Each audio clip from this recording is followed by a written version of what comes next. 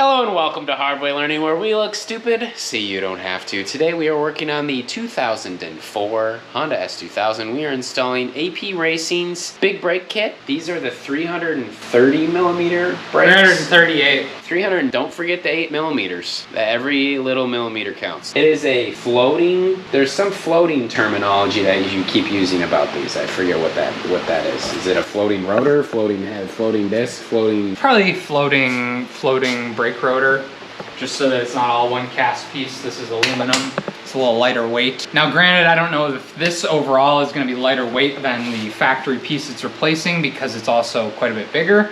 But we are going from steel caliper carrier and caliper to a nice lightweight aluminum one that you'll see later. Which we should weigh. We don't have a means to weigh it. So the first thing that we want to do is, this came with a bunch of goo on it, so you want to clean that off. We did that already. We did that already. Next, we're going to disconnect our brake line. The kit comes with a nice little rubber plug for the brake line so that it doesn't goo all over the place. So factory soft line to the hard line on the body, cleaned up with a brush and then hit it with a little bit of penetrating oil to make sure that it would disconnect easy. You're gonna use a 10 millimeter flared wrench to loosen that. So that is gonna be our first step. Shout out to our sponsors. Please check out menards.com for any hardware, home goods. They even got great deals on pizzas if you got them locally. Tools. Raisin Bran's way cheaper. There's all sorts of deals you can find. We got the fitting loosened with the Master Force 10 millimeter flared wrench, 9 and 10 millimeter. Master Force only at Menards. Now, what I'm gonna do is, it's already dripping a little bit, but I'm going to lift up the threaded portion of this and slip the little included rubber cap over the end of the line. Okay. See that? You see how it's loosey-goosey? And then we will pull that clip off of the soft line. If you made a mess with brake fluid, you want to probably try and wipe it up ASAP, because it is corrosive and will eat through stuff. So now we're going to take a pliers and we can remove that retaining clip as well to allow us to later remove the rubber soft line from the body. What I usually do is stick a flathead, because is there a hole in there somewhere? Or you just wedge it between the flange of the line and that upper lip. Dan did that the hard way, which is good because that's our brand. So now that soft line is loose, so then we take a 10 millimeter to the mounting bracket for the soft line to the ohlins. If you haven't seen our ohlins video, I think they're Swiss made, and it's coming to the guide pins on the stock rotor caliper, so, like I said. Dan is due for some tools, so we don't actually know what the true size of the guide pin bolt is, but we're using a 3/4 inch wrench to hold the outer, or the larger of the two, and then a 12 millimeter here. You could probably also use a adjustable wrench there, but... Or your teeth. If only my grandfather had bought more tools to give me. He was working on real American cars. Alright, so same thing on the lower one there. 10 milli? Yeah. The factory one may well be a 12 millimeter, because the other attachment point for this factory soft line onto the knuckle is a 12 millimeter. So now I need a 12 millimeter. She gone. No, it's not. Oh, just fling the fluid everywhere. So now I should be able to remove this whole factory. How much do you think that weighs? Does it feel heavier or lighter than the big one? Well, let's put this in here and then we'll... Ooh, baby. Do you want to turn the wheel the other direction? Baby. I mean, that's just cool. I take the stock pads off. It's gonna be a little tricksy. Factory brake pads on there. Now we have two 17 mil bolts.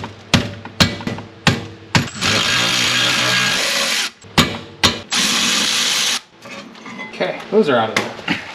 Luckily these aren't too frozen on here. It might be wise to loosen these before you disassemble everything, because then you could stick a screwdriver in here and it would hit the caliper carrier. But if you're dumb like us, do you want to just... Oh yeah. There we go. With teamwork, everything's easier.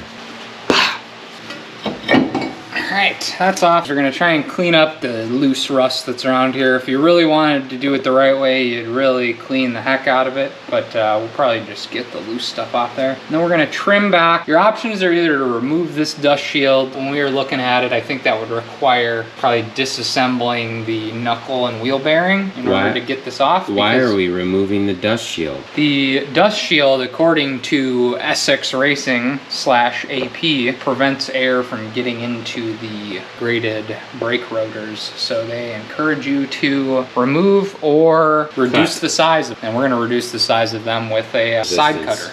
With a shears, which you could also get at Menards. I don't know what brand this one is though. Probably an inferior brand. Let me do that. I already don't like what I'm seeing. Oh my God. Get out of the way. Almost lost a finger, Dan. Good Lord. So as you cut around, I'm just doing a little bit of bending to make it easier for myself to continue cutting. Don't love the fact that we have no sort of barrier between the brake rotor and say like this lower ball joint. So air is a really good insulator. I'm just kind of trying to cut this back so these sharp edges we don't end up slicing ourselves open on later. It's probably gonna happen either way. You're really doing a good job of blocking all the light there. And then we're just gonna smooth them out. Do a little pedicure.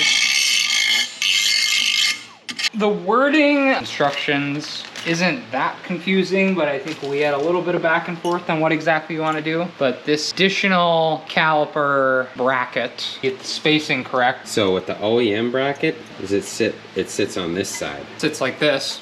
OEM bracket sits outside of the knuckle, okay? Pay attention. The AP Racing bracket, with this included 5mm spacer, at least for this kit. For this specific kit, which is the 338 one, you install by leaving the spacer between the outer, or with the bracket. Yeah, see that guy? Goes right there. And then the bolt head will be from the outside of this spindle carrier. And one thing to keep in mind when you do that install is they include a small little vial of red Loctite, but you're gonna do just a couple little dribbles. It only is gonna thread in on the outer portion, so you don't have to get all the threads. I'm just gonna do a little bit on first 5 or 6 threads there. And then we will take our spacer here, hold it in place, and run our bolt through, and then hand tighten it.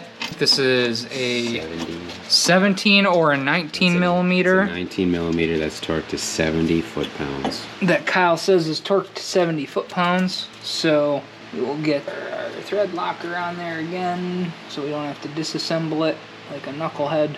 Make sure our spacer is in place, and then we're going to run that in there. So we have our cleaned rotor, and we're gonna make sure we line it up so that we can use the existing caliper retainer screws. What would you call them? One thing to note, these rotors are directional. So you want your J hooks looking like a J. You want them swooping back on this side of the car. On this side and swooping back on the other side. I'll show you the other side, because we totally didn't practice over here first. See how they're swooping back? Okay. Got those on. You think this is going to stop better or worse than before? You know, I think it'll have better thermal capacity for repeated stops. That's for sure. Which you don't even touch on the street. You don't even get close. And we're gonna maybe reduce unsprung miles. I was going to say we should pick that rotor up with the other rotor and see which one feels heavier.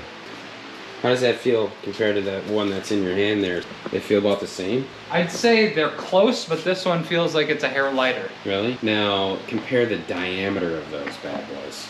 Let's just throw this one on the ground and put the other one over it. I'm gonna throw the... Yeah, but you won't be able to see because the other one's gonna cover it up. 338mm is equivalent to something like... You're not in the middle of that rotor. Well, you kind of are, I guess, at that side of the tape. 13 1/4? Ish. Oh, baby. What if we flip that over? It'd be easier. You know? Would it be easier? Versus 11 3/4. So we gained 2.5 inches. Every guy. But now Kyle's gonna pick them both up and tell us as a defining final. Feel heavy together. Does it feel slightly lighter? It does feel lighter. I think this one's a smidge lighter, which is crazy if you see how much. All right, thickness-wise, but diameter-wise, that's where you get all your thermal mass. And that's all I got. They look cool. They look really cool.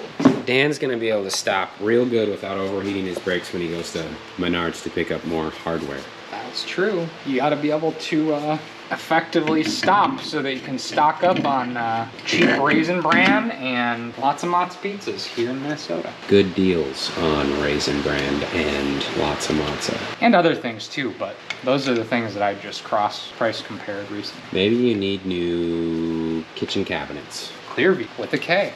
Countertops. And now with the recent tariffs, manufactured in the US of A, cabinets might be Cabinet there. Yeah, this is remarkably light. I mean, you can watch me pick these both up and I can tell you that they're lighter, but I don't know how much lighter. They're definitely lighter. Well, no, this is, well. And I mean, that would be included in the overall weight of, well, no, because that would be the aluminum, but. So that cast steel part. Single piston. Tiny, single piston. We got 4 pistons, aluminum, right? And your wallet will be so much lighter in the car too, that you're... No more wham, no more walking around money, just glam.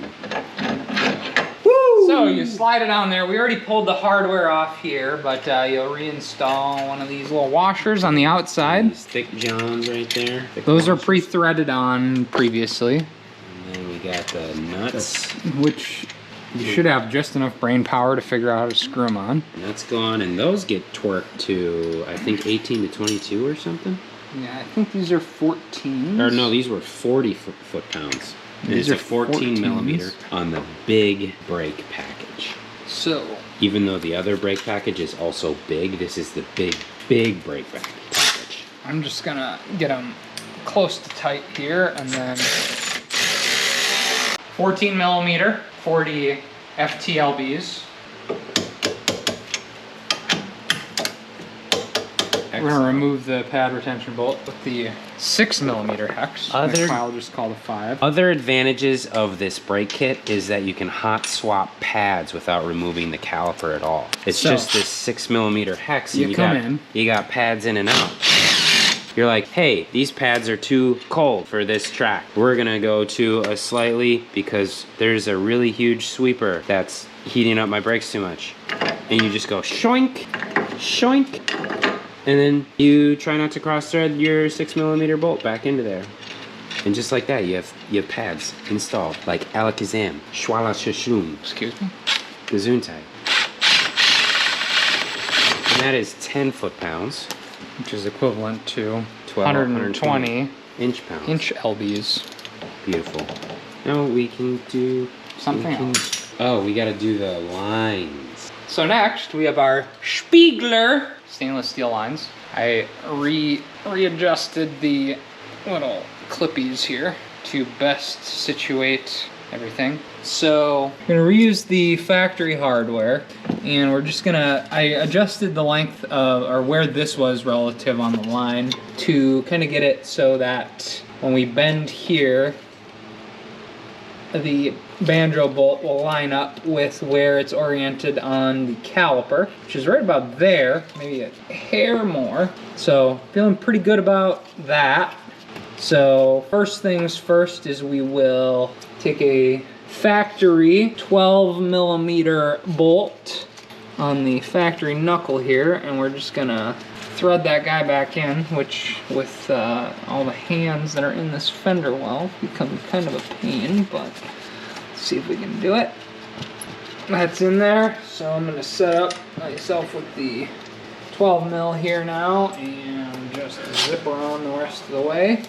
Not all that interesting piece of content, but we're gonna make sure everything's lined up here, and then we're gonna yeet that 12 back on with a single ugga-dugga. It's not always all about being interesting, but it's about being accurate. Sure. Next things we can do are, there's a plastic cap in the caliper from new like this, which we'll just back off. I was able to back it off by hand on the other side. We can do the same here. That's where your banjo bolt's gonna go in. and it's gonna attach to the new brake line that we're installing. Where are the bleed screws on this? It's not this, is it? It's right here. Oh, there it is. There's a high and a low side one. So That's just because you can flip them around. So we've got these I mean copper. We got these copper washers. You got to make sure you do one on each side of this. Sandwich that banjo. You're gonna sandwich the banjo, and then it's gonna be really hard to see when Kyle's got 19 million different devices right in my eye line if you're lining this up or cross-threading it. So I'm gonna tell him to get out of the way because it's more important for me to not cross-thread it than up here. But now we got it lined up, and I got it hand tightened. Copper crush washers, really, 18 to 22 foot-pounds. they really make you nervous because Right? you spend a lot of time putting tension on them. So that is a 14 millimeter we need. We're gonna set her to 20, here's 20. And like I said, feels a little nerve-wracking because you're feeling the crush washers get, just like their name, crushed. So you think, oh goodness, am I stripping out this thing that was very expensive? Oh goodness. But you get to the point, there it is. Oh goodness. 20 FTLBs. All right. So now we're gonna continue working on the orientation of the brake line. Please note they do tell you to straighten the steering wheel, and I think that's just so you don't get the line all twisted the wrong way. Yeah, you're focusing on figuring out your clearances here. The only thing that I really saw that I made an adjustment for was full steering lock. This line was getting close to hitting here on the passenger side, which we definitely didn't already do. You may want to adjust your line orientation with your buddy turning the steering wheel to make sure that nothing's gonna contact anything else. And unfortunately, we don't have the strut disassembled here or disconnected to see if anything changes that suspension compression, but we're gonna take we're gonna just smack the hell out of the camera. We're gonna take the 10 millimeter bolt and nut. We're gonna realign those It's on actually here. a pre-requirement to get ohlins first before getting these brakes. See our other video installing the Saki Bomb garage sourced ohlins DFV. No, the angle of the toe link changes as you go through the steering. Okay, so here is where I was talking about. So with how we have this adjusted, we're just getting enough clearance here, and I might even thread just a tiny bit more of the line back that way so that we're far enough away nothing's gonna hit here, because he's at full steering lock right now.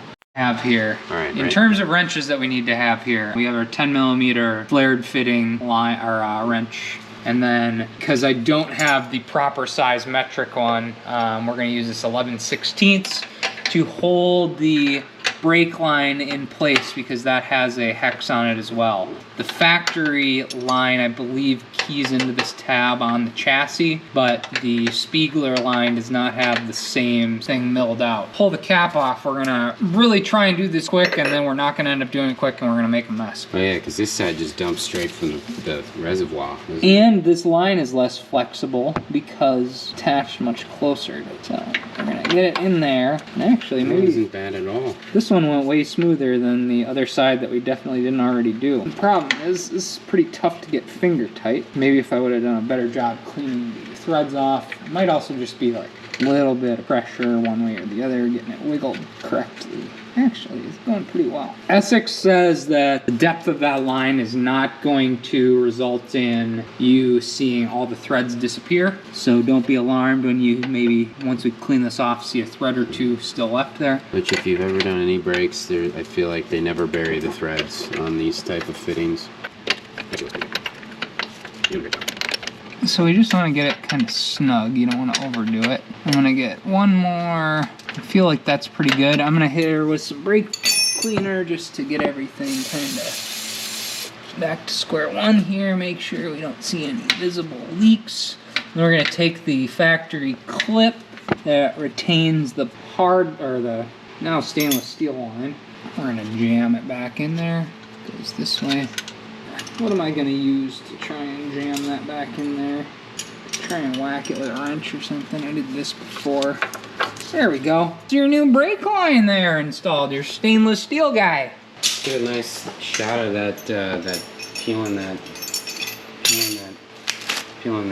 sticky stick off right now. Right. Now, all you ASMR fans, turn it up. or don't.